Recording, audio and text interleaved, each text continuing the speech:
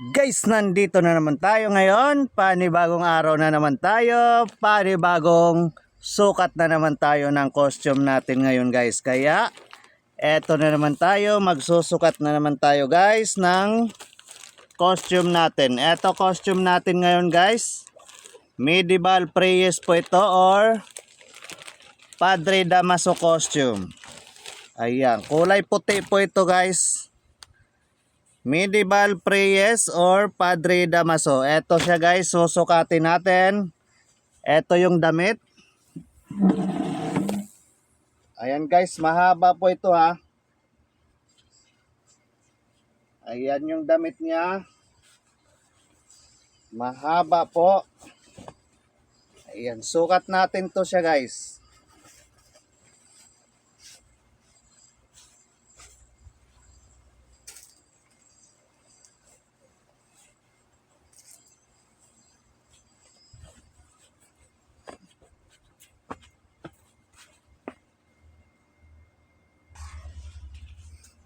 Ayan siya. Mahabang damit. Eto, may belt siya. Ayan, belt niya. Ibibelt natin.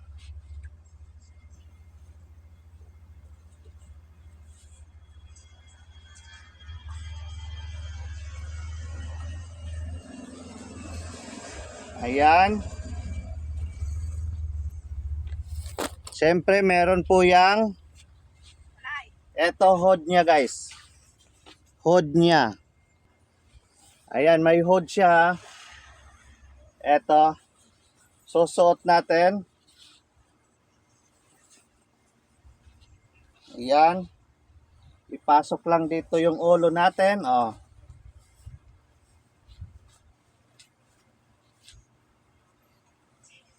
Ayan yung hood niya. At siyempre, meron din po yung kasamang eto.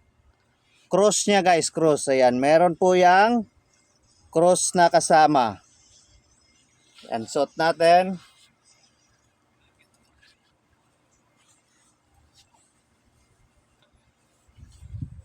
Ayan po, ito po ating Medieval Priest or Padre Damaso costume. May size to siya, guys, ha. May sizes po ito. Etong Padre Damaso natin, may sizes po ito.